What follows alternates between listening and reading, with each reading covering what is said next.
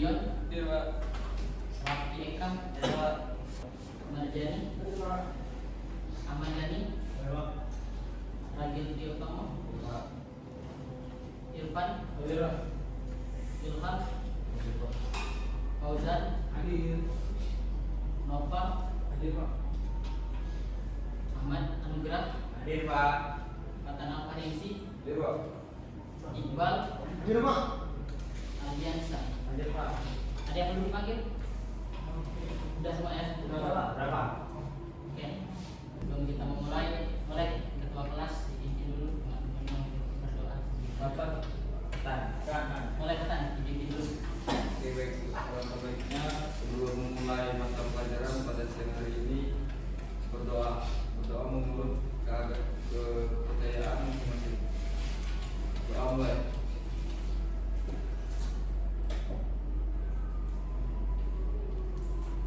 Doa selesai. Oke. Nah, sekalian boleh diisi dulu kursi-kursi yang kosong di depan biar bosan. Aldi boleh diisi dulu di depan. Isi dulu yang kosong-kosong biar kita lebih tidak ada apa boleh. Arya maju dulu. Isi dulu yang kosong-kosong di depan.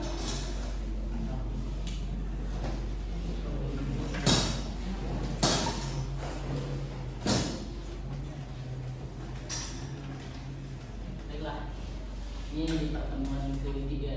Minggu lalu kita sudah belajar perkakas dalam praktik kerja bakti.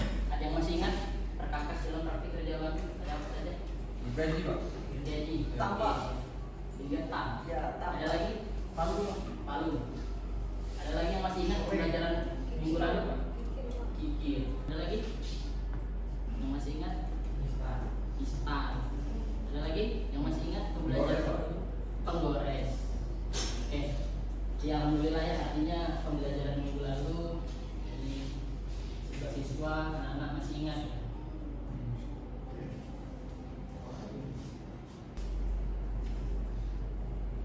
Di hari ini kita akan membahas yang namanya keselamatan dan kesehatan kerja dalam praktik kerja bakti. Dari gambar yang Bapak tampilkan, apa sih yang terbenak di hati teman-teman ketika mungkin melihat ada tukang yang sedang mengikir atau melihat orang tua dan teman-teman yang mengikir? Kira-kira potensi bahaya apa sih yang bisa muncul dari melakukan pengikiran ini?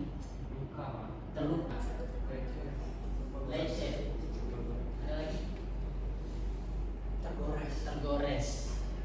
Itu artinya penerapan keselamatan dan kesehatan kerja ini sangat penting dalam praktik kerja, karena siswa-siswa, anak-anak sekalian sudah melihat kondisi yang dimana meskipun hal tersebut hanya luka kecil, namun bukan berarti hal tersebut harus kita lalaikan. Itu artinya penerapan K3 penting dalam praktik kerja bakti.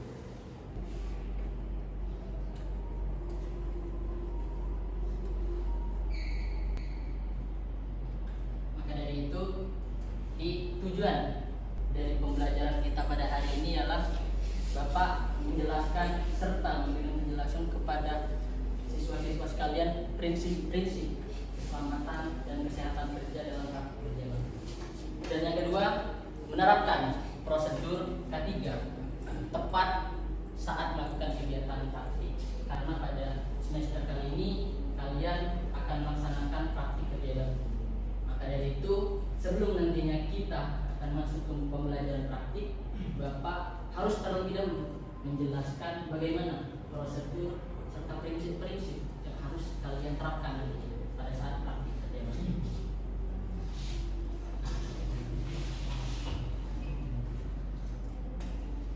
Oke. Prinsip-prinsip praktik kerja bakti sebenarnya cukup mendasar pada praktik kerja bakti ini, anak-anak sekalian. Yang pertama, kesadaran akan bahaya kerja. Dari yang sudah Bapak tanyakan di awal tadi, menanyakan kira-kira apa sih bahaya yang dirasakan atau yang dapat terjadi ketika kita tidak menerapkan keselamatan kesehatan kerja, ialah tergores, lecet dan lain-lain. Itulah penting bagi kita sebagai orang teknik harus sadar apa itu bahaya yang akan terjadi ketika kita melalaikan K3 terkhusus pada mata kuliah kebiologian. Yang kedua, harapannya nanti ketika praktik anak-anak sekalian mampu mematuhi aturan-aturan untuk menjaga keselamatan kita bersama. Karena pastinya di bengkel ada aturan-aturan yang harus kita terapkan. Yang ketiga, penggunaan alat sesuai APD. Nanti Bapak akan jelaskan alat-alat APD-nya. Dan yang keempat, menjaga kebersihan dan kerapian area. Hal ini penting, prinsip ini penting sampaikan sehingga nantinya pada saat praktik adik-adik siswa bisa menjaga kebersihan, melihat kondisi-kondisi tadi, jika ada kotor dibersihkan, sehingga prinsip K3 ini nanti bisa diterapkan secara matang pada saat praktik berjalan. Oke, benar yang di awal tadi dikaitkan ke sini potensi bahaya. Ahmad mengantuk Mas? Ya Pak. Tidak. Tolong perhatikan dulu ya. Nih, ada beberapa potensi sebenarnya yang bisa terjadi ketika anak-anak sekalian melalaikan yang namanya keselamatan dan kesehatan kerja. Yang pertama, tangan terluka saat menggunakan kikir, misalnya gergaji, ketika tidak digunakan secara serius akan terjadi bahaya atau terluka. Yang kedua, serpihan logam mengenai mata. Mungkin teman atau mungkin siswa-siswa sekalian pernah melihat kenapa sih orang mengikir itu harus pakai masker, harus pakai kacamata. Memang kalau secara visual tidak terlihat dampaknya, tidak ada luka. Namun bagi keselamatan terkhusus bagi pernapasan, penglihatan, hal tersebut bisa menjadi dampak yang serius ketika nantinya itu tidak diterapkan pada saat praktik. Yang ketiga, terjepit ragu. Keseriusan dalam praktik itu penting sehingga nantinya jangan sampai ada eksiden temannya terjepit ragu gara-gara ada yang bermain-main pada saat praktik. Dan yang terakhir, terpleset akibat area kerja yang kotor. Di area kerja jangan sampai minum atau ada oli yang berceceran. Hal tersebut harus kita terapkan sehingga potensi-potensi bahaya ini bisa kita minimalisir setidaknya. Sampai sini paham? Paham. Nah, yang sudah Bapak sampaikan tadi bahwasanya alat-alat pelindung diri dalam praktik kerja bakti, kacamata, sepatu safety, helm, sarung tangan, serta pakaian atau wear pack. Mungkin sekarang anak-anak menganggap sepele. Buat apa sih pakai sepatu safety?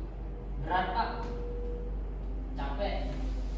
Tapi ketika kalian menyadari bahwasanya hal yang penting, dampak-dampak yang nanti akan terjadi ketika kalian melalaikan ini, barulah kalian nanti akan menyesal jika kalian tidak melaksanakan praktik menggunakan alat pelindung diri yang sesuai dengan SOP. Di sini kira-kira masih ada yang belum punya sepatu safety atau sudah punya semua? Sudah punya semua ya? Jadi sudah Bapak sampaikan dari awal pertemuan, silahkan disiapkan sepatu safety-nya. Nanti kita pertemuan 4 atau 5 kita akan praktik jalan. Oke, sudah ada semua ya? Oke, untuk sarung tangan nanti akan disiapkan dari bengkel. Nah, kira-kira sampai sini sebelum nanti Bapak akan lebih lanjut membahas dan memberikan pemahaman pada anak-anak sekalian, ada yang bertanya terkait praktik kerja bangku ini? Ya Pak. Ya, silakan. Jadi Pak, di sini saya izin tanya Pak, apa dampaknya Pak jika kita itu tidak menerapkan kesehatan selama kerja pada saat kita melakukan praktik kerja bangku? Oke. Ada yang bisa jawab dari pertanyaan yang disampaikan oleh temannya tadi? Dian? Coba dijawab dulu. Kira-kira apa dampaknya kalau tidak menerapkan K3 dalam praktik kerja bangku ini? Ini Pak, dampaknya adalah kita bisa mengalami terluka gitu Pak, kalau tidak melakukannya. betul. Ya. Baik, bagus. Ada lagi? Ya, silakan. Ingat. Tersakiti Pak. Tersakiti. Tersakiti. Gimana itu maksudnya tersakiti? Terluka gitu. Terluka. Jadi sakit gitu Pak. Juga ya. Jadi kalau nggak diterapkan terluka ya, tersakiti. Iya. Ada lagi? Itu yang di belakang, orang dua ini. Dan ada yang bisa bantu menjawab? Baik, Pak, mungkin untuk masalah itu bisa mengalami kecelakaan Pak saat menggunakan alat. Alat kerja. Oke, bagus jawabannya. Jadi benar semuanya ini yang sampaikan teman-teman tadi. Ketika kita tidak menerapkan itu lebih ada yang terluka, tersakiti. Sakiti dalam hal ini bukan berarti sakit hati ya Mas ya. Tubuh fisik yang sakit, terkena alat tajam. Jadi kalau ditanya seberapa penting Mas, ini sangat penting Mas diterapkan. Main itu di sekarang di sekolah maupun nanti anak akan masuk ke dunia kerja. Hal ini tak mungkin bisa teman-teman tidak terapkan. Justru di dunia kerja penerapan K3 ini sangat-sangat ketat. Karena Bapak 2 tahun yang lalu kan sebelum Bapak mengajar di sini Bapak turun ke industri ya. Di sana sangat diterapkan K3. Tidak bisa ada denda, ada surat yang pelanggaran yang didapat ketika tidak menerapkan. Jadi dari sekarang Bapak ingin anak-anak bisa menerapkan hal ini sehingga nanti pada saat kalian sudah bekerja sudah terbiasa dengan penerapan K3. Oke? Oke. Nah, sebelum kita praktik nantinya sini pada masih materi Bapak ingin menyampaikan prosedur-prosedur yang harus kalian patuhi ketika nantinya kalian praktik kerja baru. Yang pertama menggunakan APD. Itulah tadi Bapak tanya sepatunya udah ada belum? Kalau udah ada, artinya nanti kita sudah bisa praktik. Alatnya kita memeriksa alat, ketua kelas, baik itu nanti kalau kita per kelompok dicek dulu sebelum digunakan. Kira-kira alat ini masih layak gak sih digunakan? Kalau merasa tidak layak nanti boleh dilaporkan. Dan yang ketiga, kesiapan area. Jika ada air mungkin, ada oli di lantai, ada sampah sebelum praktik, nanti silakan anak-anak dibersihkan terlebih dahulu. Hal ini penting supaya tidak ada nanti terpleset lah pada saat praktik. Oke, jadi sampai sini 3 hal ini yang nantinya sebelum kalian praktik harus kalian terapkan. Yang selanjutnya pada saat praktik penggunaan alat sesuai fungsi. Oke, mungkin Bapak ingin kembali mengingatkan di pembelajaran sebelumnya. Kira-kira fungsi palu itu buat apa sih? Fungsi kikir? Apakah layak kalau kikir kalian gunakan untuk memukul? Jadi jangan sampai nanti kalian gunakan kikir untuk memukul. Jangan, hal tersebut bisa merusak alat pastinya dan tidak sesuai dengan fungsinya. Jadi silakan nanti pada saat praktik gunakan alat sesuai dengan fungsinya. Posisi tubuh yang aman. Pada saat ngikir jangan kalian sambil jongkok, sambil kaki diangkat satu, jangan. Gunakan posisi yang memang benar-benar sesuai dengan SOP-nya, sesuai dengan prosedur. Oke? Paham? Aldi? Paham ya? Jangan sampai nanti pada saat praktik angkat kaki satu lah sambil ngomong. Oke? Oke. Fokus kerja. Nah ini yang sebenarnya yang harus Bapak tekankan sebelum nantinya kalian praktik. Fokus kerja. Jangan main-main pada saat kerja, jangan bercanda. Memang kalau kita berpikir maksudnya buat apa sih? Cuma ngikir doang, main-main juga bisa ngikir. Tapi ketika itu disepelekan, banyak hal-hal yang nanti bisa terjadi. Dan tentunya bukan merugikan diri sendiri. Ahmed, Iqbal. Kalian coba perhatikan dulu.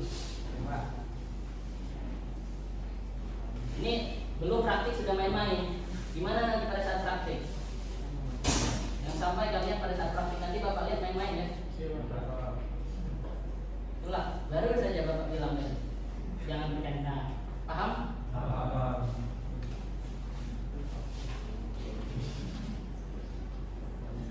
Oke. Tadi sudah sebelum, saat, dan terakhir itu prosedur setelah praktik. Oke, di sini Bapak ingin mencoba mengajak teman-teman inisiatif lagi pada saat mengajak anak inisiatif lagi. Kira-kira setelah praktik yang harus membersihkan area itu siapa sih?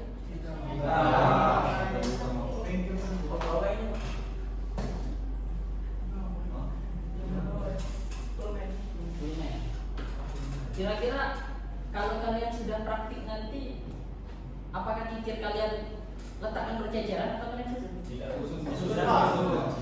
Susun ya. Oke. Alat-alat dimatikan. Ini bukan sekedar alat-alat praktik ya Bang. Ketika kalian praktik, ada kipas dimatikan setelah praktik. APD yang memang nanti memang alat-alat punya LED, silakan dilepaskan, jangan kalian mau pulang. Oke? Oke. Nah, berbicara tentang ketiga tadi yang ditanyakan oleh teman-temannya, kira-kira Bapak ingin mengajak berpikir kritis. Kira-kira cedera ringan seperti apa sih yang terjadi atau yang timbul, dan cedera berat yang seperti apa sih yang terjadi ketika kita tidak menerapkan? Ada contohnya? Boleh. Baik Pak, untuk cedera ringan itu bisa dicontohkan dengan terkena bergorisan tadi Pak. Oke. Kalau untuk cedera yang cukup berat, mungkin bisa dicontohkan atau patah tangan dan gimana Pak, karena itu sangkut atau gimana. Oke, terus saya dulu. Kedua ya, kerusakan alat dan bahan dapat meningkat jika tidak diterapkan. Ada yang ingat yang Bapak sampaikan tadi, penggunaan alat harus sesuai, sehingga kita tetap praktik, tapi jangan sampai banyak sekali alat-alat yang nantinya kalian korbankan pada saat praktik, rusak sebagainya. Dan yang ketiga, lingkungan kerja menjadi tidak aman dan berbahaya. Berketerkaitan dengan yang disampaikan tadi, Ozan lagi, bahwasanya lantai juga harus kita bersihkan, karena itu bagian dari K3. Karena kalau tidak terapkan itu merasa tidak aman, kan tidak mungkin kalian pada saat melaksanakan praktik ada oli kalian gunakan. Di pada materi kali ini Bapak itu hanya ingin mengajak anak-anak untuk selalu menerapkan K3 pada saat praktik, karena pada saat praktik nanti keselamatan dan kesehatan itu bukan sekedar tanggung jawab Bapak, tapi tanggung jawab kita semua. Oke. Sampai sini mungkin ada yang ingin ditanyakan atau ada yang kurang jelas, boleh anak-anak? Gimana? Kalau yang perlu kita diskusikan ini boleh. Sebelum kita minggu depan atau 2 minggu lagi kita melaksanakan praktik kerja langsung. Ada yang ingin disampaikan? Ya. Boleh, silakan. Bicara tentang tadi Pak, saya ingin menanya sedikit, ini sering masuk pemikiran saya.